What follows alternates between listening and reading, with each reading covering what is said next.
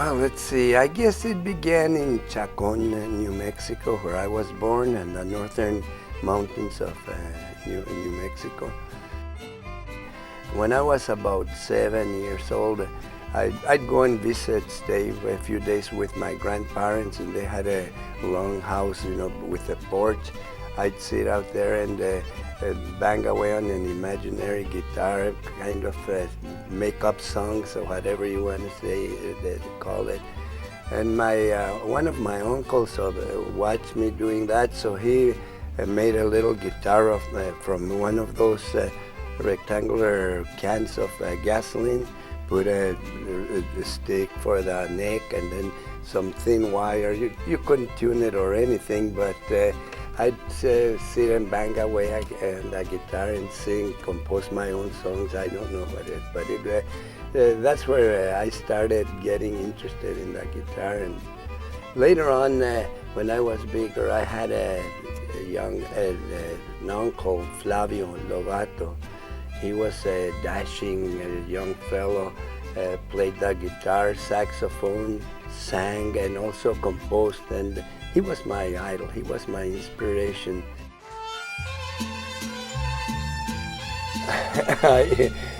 We moved to Albuquerque, and I got to Albuquerque. We moved in July 1960, and I was looking forward to New Mexico. Wow, it's got to be better than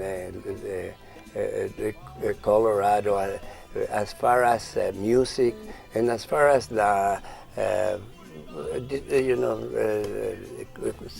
situation concerning discrimination. In Denver, it was horrible.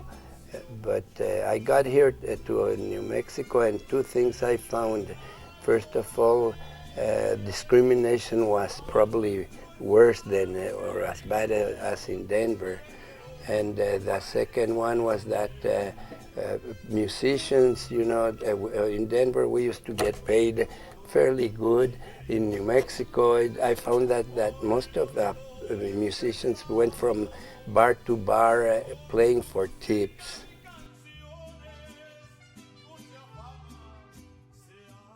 I tried to different things to try to break into the music scene there. Finally, I went to this event at the American GI Forum, where there was the Mariachi Aguila was supposed to be playing, and I had already sang with them once or twice at that event. So I went up there, and it turned out that something happened, and there were only two guys, the trumpet player and the guitarron player, Max and Ray, and it was time for them to get going, and the other guys didn't show up there, the three more guys. So they had a vihuela, and they saw me there and called me over and says, "We've got to start, so can you play the vihuela?" I played, I'd never played it before, but my instrument was a guitar.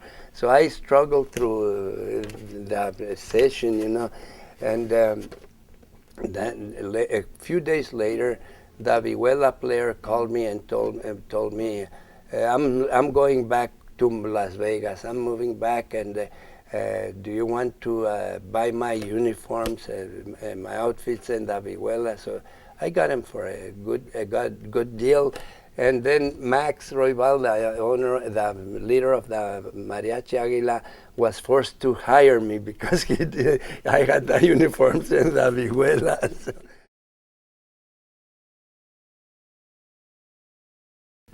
Down in the valley, the police would concentrate and arrest young people, Hispanics, but also blacks. I remember a black kid being stopped and abused because he had an open container, a Coke, stuff like that.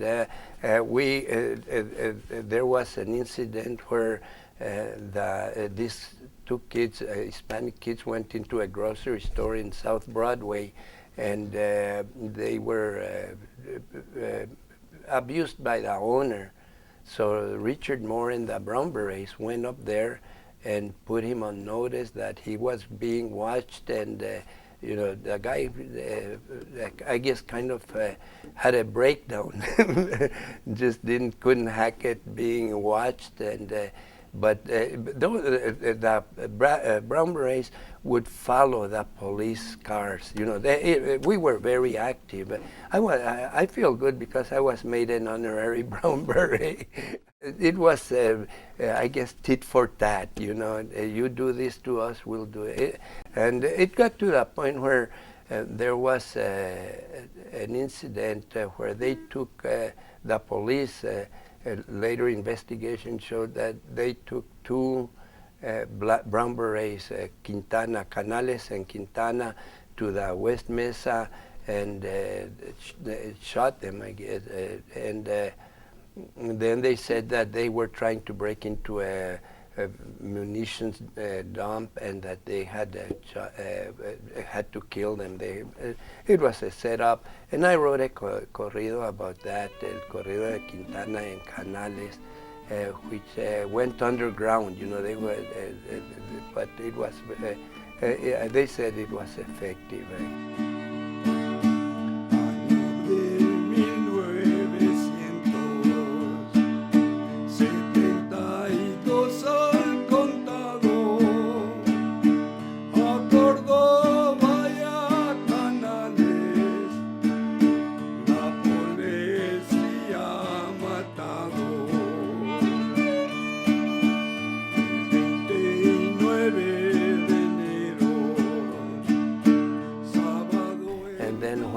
In 1967, when Reyes Lopez Tijerina took over the courthouse, what happened there was a big conflict in northern New Mexico between the Reyes Lopez Tijerina and a group of landowners up there, or people from northern New Mexico, that were disputing the land grants. They felt that belonged to us, to the Hispanics, under the Treaty of Hidalgo de Guadalupe.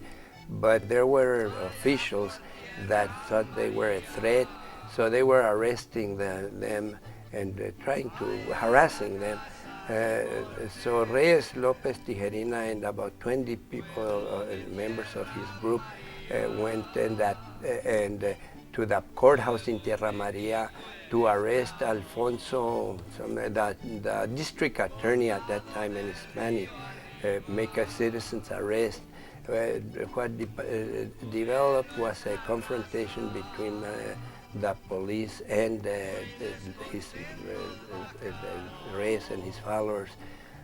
So I was in Denver at that time. Ramona and I and the kids were in Denver visiting my folks, and I saw it on TV, and the newspapers, very one-sided. We left the next day, and I kept thinking about that. So I told Ramona, get a piece of paper and a pencil. These words came into my mind, and I started, año del 67, 5 de junio fue el día. And I tell her, and she'd write it. So by the time we got to Denver, it was pretty much done, and what I call a balanced report. And it was another hit, My uncle Flavio and I and Lorenzo formed a little company, More Records, minority-owned record enterprises. That's when the civil rights movement was very strong, and we made an album of different, of my uncle, of my Los Reyes, of Lorenzo, and of the chamacos, my girls and Lorenzo. That was about 1970, 71, when we made that recording. And from there on, my uncle died shortly after, and Lorenzo and I kept on recording that afterwards. I think that when Lorenzo recorded El Redondo Largo, and this album, that was something that was very much needed because this type of music, the violin music of northern New Mexico, southern Colorado, really was unknown, you know, and it was, I think, in the verge of being lost. But when we released the first album, people were hungry for that type of music. I feel very good about my kids. All my children have been involved musically, and we wanted to send a message, I guess.